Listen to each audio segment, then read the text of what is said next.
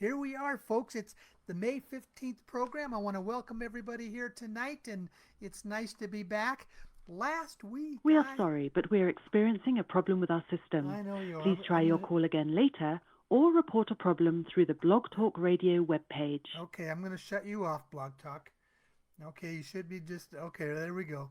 Now, yes, last week, I took a trip last week I've been wanting to take for years. Went to Scotland. Yes, in Scotland. My four times great grandfather immigrated to the United States in 1712 from a little village about 12 miles out of Glasgow. All of a sudden, I'm going blank on the name. But what I did, drove down to Phoenix, hopped on a plane from Phoenix over to Los Angeles, and then flew from Los Angeles to London, and then had a 6 hour train ride from London all the way up to Glasgow, Scotland. And I was up there for a couple days. And also, what I did, I went over to what is called Rosslyn Chapel. If you remember in the movie, the Da Vinci Code, at the end of the movie, they end up at this chapel at Rosslyn Chapel. And there's a significance to it. Well, here's what's interesting is the story in the Da Vinci Code about the Rosslyn Chapel is not accurate. No, it was not the place where the Magdalene family and Mary Magdalene had gone and where the ancestors were from. That's all just a part of, the drama that Dan Brown writes in the story of the Da Vinci Code. None of that ever really happened. We found out the chapel, I think it was either in the 14 or the 1600s of when it was built, and it has been owned by the same family ever since it was originally built, and that was never part of it. But it's just nice to know that, and it was a beautiful place to be. But after I finished that, and I went into the village where my great grandfather was from. I learned a lot about it. And then I actually ended up catching the train over to Edinburgh and then flew back to London from there and then back to London, to Los Angeles, to Phoenix, and then drove back home. But that was this trip. I've been wanting to take this trip for well over a decade, and thank you for being patient with me as I was gone. So now, where are we now on the currency exchange? There's no new news, folks. Nothing is new other than the fact that we are getting myself and others who are at these top level brokers absolutely believe things are getting very, very close, especially if you read the information that comes from Ben Fulford. I have been saying for some time that the current economic system that is overseen and run by the cabal, also known as the Khazarian Mafia, also known as the Rockefellers and the Rothschilds. They run the current Western world economic system, and the Federal Reserve here in the United States is their primary tool to do that. And we have always said that that system either needs to totally collapse or it needs to totally lose its power and its control. Well, here's the reality, folks. The Federal Reserve, which is a private corporation, it is not a government agency, is bankrupt. It is officially bankrupt. Now, you're not going to hear that being reported on the mainstream media news. The last couple weeks, I shared with you some economic programs coming from what is the Stansberry Group. I really like those folks. They're very, very good. I've been following them for a number of years, and they are telling you also that basically we are very, very close to the financial system here in the United States going through another collapse. What they are also telling us is that banks are starting to fail predominantly, okay?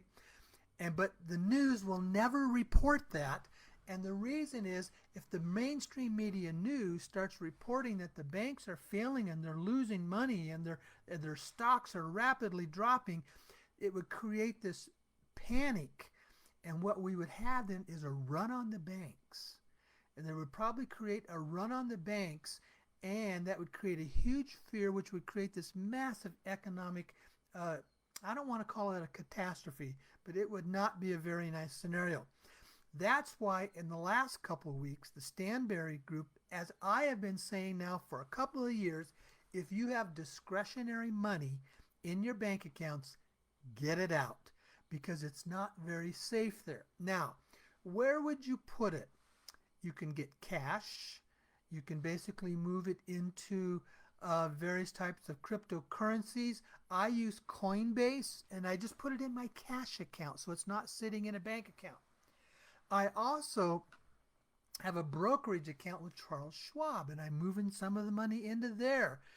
You can basically buy what are very, very stable, strong bonds or stocks or something of that nature. But don't have a lot of it, what I call non-discretionary money that you don't need to pay your bills and stuff sitting in a bank account, because you may find that it could create some problems and you can't get access to it, because it was the program that I shared 2 weeks ago that the folks from the Stansberry group, again, were reporting on May 1st. There was a massive change that took place very quietly. And it was through one of President Biden's executive orders, and it has allowed the banks to move all the funds into what is called a digital currency. And what that means is they have absolute control digitally over your bank accounts.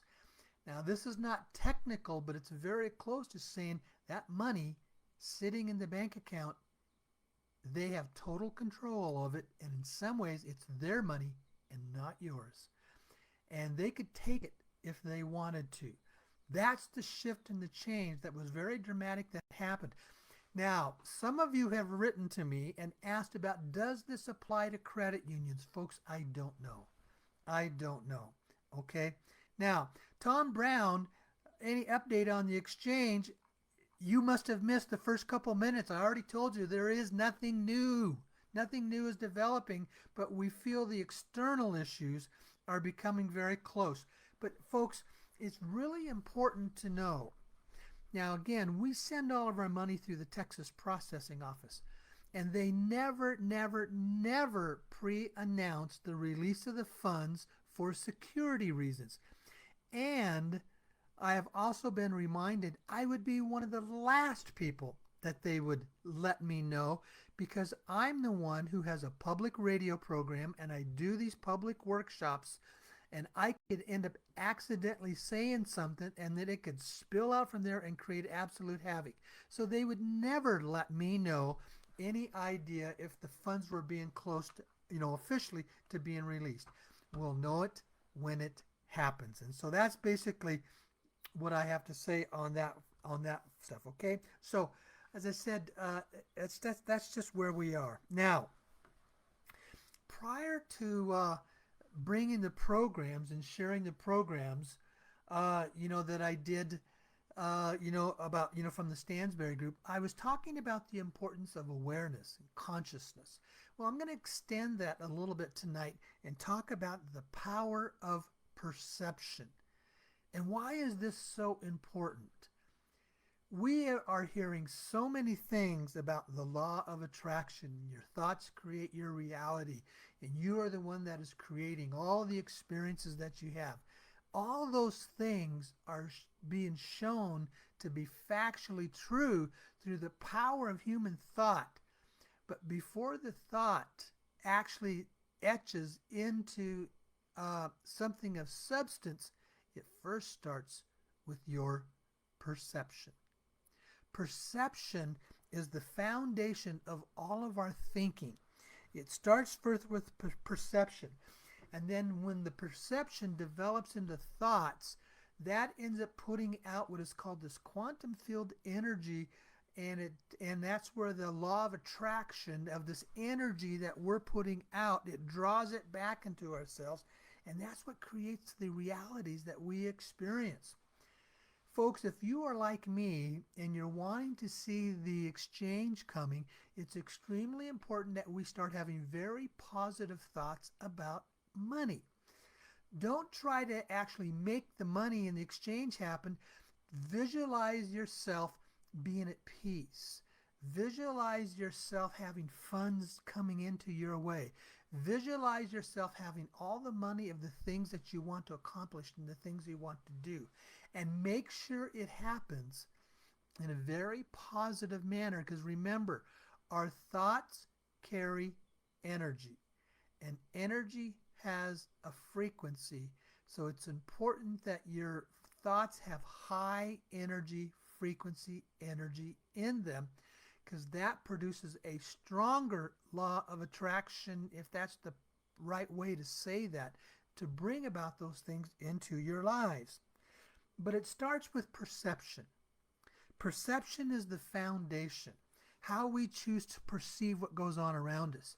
If your perception is that, this exchange isn't going to happen and nothing's going to develop, then those are the things that you are going to begin to experience in your life. If your perception is you've been listening to the programs I've been saying for years, and your perception is it's going to happen at the right time when it's supposed to, then you get to experience that in your life. Now, here's what's important to understand. Remember, your thoughts create your reality, and that then determines how you feel and the energy coming out of your thoughts to be able to produce things in your life. It's always important that we keep our thoughts and our perceptions at a very high place of energy. So, now I want to do something tonight. What I'm going to do, I'm going to share a few slides again from the workshop, and then I have about a 6-minute video that basically comes from David Icke on the power of perception. So let's go over to that and let's watch a few of these slides here I have, okay, in the workshop. Humanity is being empowered to take control of their future by waking up and taking steps to empower themselves free from elite and cabal-based control. We are some of those to facilitate this change. The cabal's greatest fear is the human race waking up, and that's what we're doing, waking up and leading the human race into its freedom. We as a collective of the human race wake up and create a shift in our consciousness. We set the energy into motion to bring about the change that we want. The cabal, the controllers, have always believed if they could control the perception of the people, they could control the world. Because see, a shift in perspective makes the particles in your universe dance to new possibilities. So let's watch this 5-minute video by David Icke that talks about the power of perception.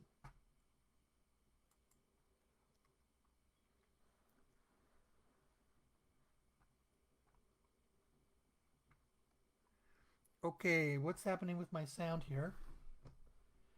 Hold on. No. There we go. There are some big surprises coming. I'm going to start this over again.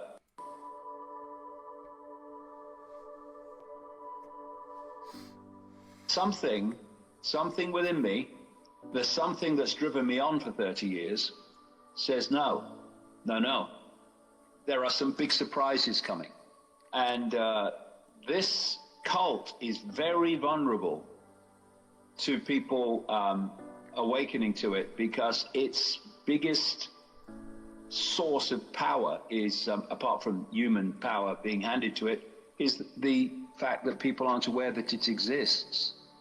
But more and more people are becoming aware, but there's this transition that needs to take place where people cross the road.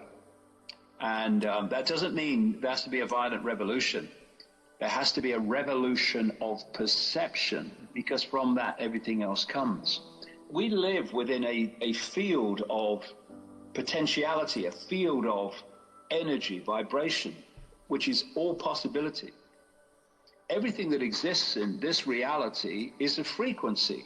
Every thought is a frequency. Every emotion is a frequency. And so if you believe that you are little me and you have no power, then that frequency band that is generated by that perception of self will interact with the field, and you will create a feedback loop that will appear to you to be a self-fulfilling prophecy. You think you're little me, you have no power, you are experiencing a life of little me, I have no power. Not because it's true, but because you believe it is. And when you open your heart and you open your mind and you self-identify from I am are labels to I am all that is, has been, and ever can be, having a brief experience, then your band of frequency explodes both in its breadth and scale and in its frequency, and you start interacting with the field of possibility and probability at that level. And this is why when people go through this awakening process, they start to find that amazing synchronicities start to happen in their life that didn't happen before. Coincidences and bits of luck and things just happening when you need them, or meeting people in strange circumstances. My God, fancy seeing you here. And people look back and they think, well, this wasn't happening before. No, because you were interacting with a narrow band of frequency with the field of possibility, and that's what you were experiencing. Now suddenly you started to awaken, you're interacting with the field in a completely different way, more expanded way, and now things that you can manifest in that feedback loop, fine detail, bits of luck, things happening just when you need them, meeting exactly the people you need to meet to expand your awakening, these suddenly start happening. They're not miracles, they're just that you are now interacting with the field at a completely different level. And so when you go through this process and you do what you know to be right, and you do what you know to be right, never mind consequences, you do what you know to be right, that very nature of what you're doing is expanding your consciousness and expanding your interaction with the field. And so the consequences that you might have feared don't manifest, because your interaction with the field is drawing to you what you need to achieve what you know to be right to happen. So we are creating our own reality all the time by our perception becoming our experience. It's why we need a revolution of perception.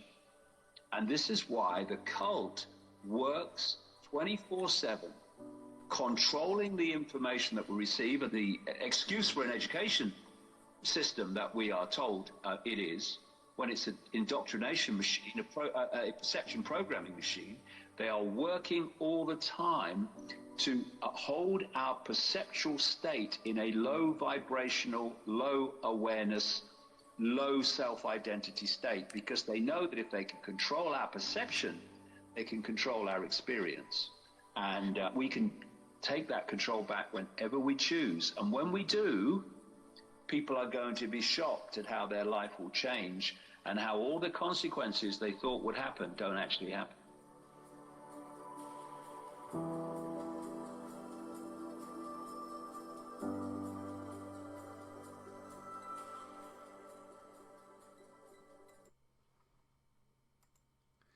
That is a very, very, very powerful message in that video. Now, tomorrow, again, I will send out to you all on the newsletter list, the recorded program here. And I would encourage you to watch that video more than once. It shows you about the power of perception. Perception is what brings about the things in our lives of where we're giving our thought energy to. And if we want to see a shift and change in our lives, if we want to see powerful things happening, if we want to see new things happening, it always first starts in your perception. How do you perceive the world around you? How do you perceive yourself?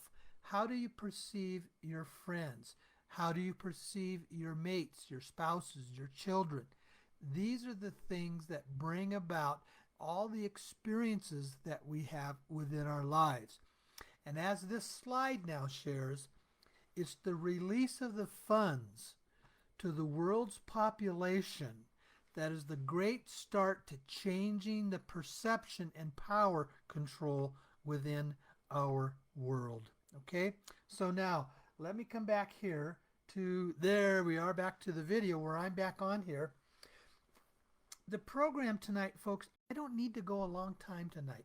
This is a very, very, what I call a powerful message that could be done in a short period of time. And I don't have a whole lot that I need to share beyond that. Blog Talk Radio isn't working for some reason tonight. You heard me at the beginning of the program when I was trying to set it up, and they said there were some problems. So there's no ability to call in tonight unless you had some questions that might be on the Facebook page, but I don't see any questions that are there in the comment sections on the Facebook page. So, folks, I think with that, I might be ready to call it quit tonight and just say enjoy this nice short program that had what I call a very strong and powerful message to it. And try to do that in your life. Get to know and understand the power of perception. Now, I don't have, most of you know, I enjoy traveling. I really do. And I don't have anything specific on my agenda for probably about the next month. But in about a month, folks, I'm going to Norway again, and I'm going to be gone for 2 weeks. Because here in the exchange, there's a group of people from Norway that are very, very well organized throughout the whole country. So they're going to have me there traveling, doing, I think it's about 5 or 6 workshops over 2 weeks, all the way throughout the country. So I get to really go and experience the full countryside of Norway. And you know what, folks? I'm going to be in Norway at the summer solstice. You know what that means? That's the magic of the lights that you get to see, and that means I'm going to be up there in the northern part of the country, and it's still going to be daylight at 1 a.m. So you get to have that nice experience of going up that far north at the summer solstice, on what we call the longest day of the year. So, okay. Other than that, folks, get to know and remember that you are all very, very well loved. I appreciate everything that you bring into my lives, and thank you, and have an absolutely wonderful week. I should be seeing you next week. All right, thanks.